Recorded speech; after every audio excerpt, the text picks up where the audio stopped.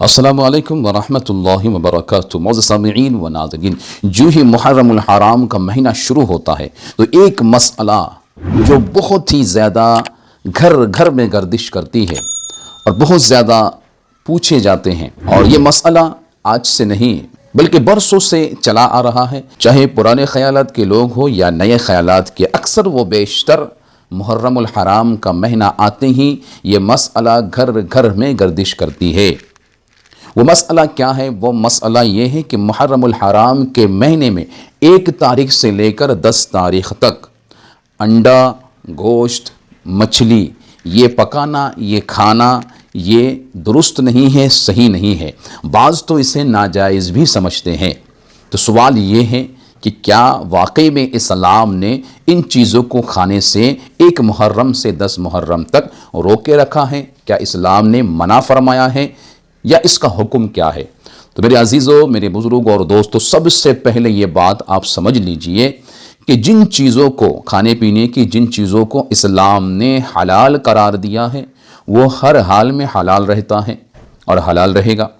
اور جن چیزوں کو کھانے پینے کی اسلام نے حرام قرار دیا ہے، ناجائز قرار دیا ہے، وہ ہر حال میں ناجائز رہتا ہے۔ ایسا نہیں ہے کہ کچھ دنوں میں وہ حرام ہے پھر کچھ دنوں میں وہ حلال ہے، اور ایسا بھی نہیں ہے کہ کچھ دنوں میں وہ حلال ہے پھر کچھ دنوں میں وہ حرام ہے۔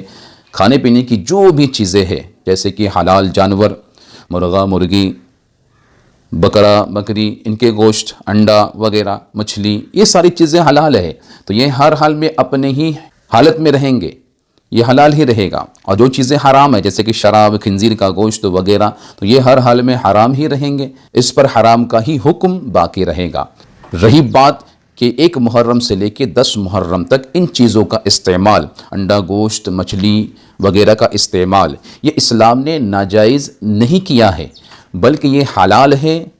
انسان اسے استعمال کر سکتا ہے، کھا سکتا ہے، کوئی حرج نہیں ہے اور کوئی گناہ اسے نہیں ملے گا۔ اور ایسا بھی نہیں کہ ان کاموں کو کرنے سے کوئی بلا و مصیبت اس پر نازل ہوگی۔ بعض حضرات کا یہ اعتقاد ہے، بعض حضرات یہ سوچتے ہیں کہ ہم اگر ایسا کیے تو ان 10 دنوں کے اندر ہم پر کوئی بلا و مصیبت نازل ہوگی یا آنے والی زندگی میں کوئی بلا و مصیبت نازل ہوگی۔ ایسا بھی نہیں ہے۔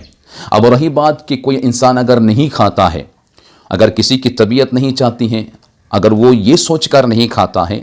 کہ 1 محرم سے لے کر 10 محرم تک اہل بیت اطہار پر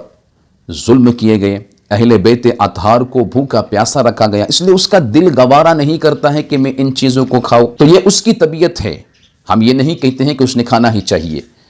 اس کی مرضی کے اوپر ہے، اس کی پسند ناپسند کے اوپر ہے۔ لیکن کوئی انسان اگر یہ سمجھ کر چھوڑتا ہے کہ محرم الحرام کے مہینے میں اگر کھائیں گے تو پھر ہمیں گناہ ملے گا، کھائیں گے تو ہم پر بلا و مصیبت نازل ہوگی، تو یہ سوچ کر چھوڑنا بالکل بھی درست نہیں ہے، یہ اعتقاد بالکل بھی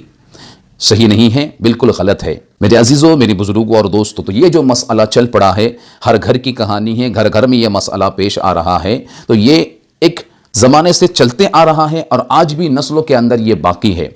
اب بہت سارے لوگ یہ سوال بھی کرتے ہیں کہ بھائی ہمارے باپ دادا نے جو کیے ہیں وہ نہیں کھاتے تھے، وہ اس کو عمل میں لاتے تھے اور اس رسم کو زندہ رکھے ہیں، تو پھر کیا وہ لوگ جھوٹے تھے یا وہ لوگ غلط تھے؟ تو یاد رکھیے، ضروری نہیں ہے کہ ہمارے آبا و اجداد نے جو کام کیے ہر کام صحیح ہو، اور یہ بھی ضروری نہیں ہے ہمارے آبا و اجداد نے جو کام کیے اس میں سے ہر کام غلط ہو۔ اسلام کے نظریے سے جو کام صحیح ہے وہ کام صحیح ہے، اسلام کے نظریے سے جو کام غلط ہے وہ کام غلط ہے، چاہے وہ غلط کرنے میں ہمارے آبا و اجداد شامل ہو، چاہے وہ صحیح کرنے میں ہمارے آبا و اجداد شامل ہو۔ اسلام نے یہ دلیل نہیں ہے کہ ہمارے آبا و اجداد ایسے کرتے تھے اس لیے ہم کرتے ہیں، چاہے وہ غلط کرے، اور یہ بھی دلیل نہیں کہ ہمارے آبا و اجداد یہ صحیح کرتے تھے اس لیے ہم صحیح کریں، نہیں، اسلام کے حساب سے وہ جو کرتے تھے وہ صحیح ہے اس لیے ہم عمل کر رہے ہیں الحمدللہ، اور اسلام کے حساب سے اگر وہ جو کرتے تھے وہ غلط ہے تو غلط ہے، اسے ہمیں چھوڑنا ہے۔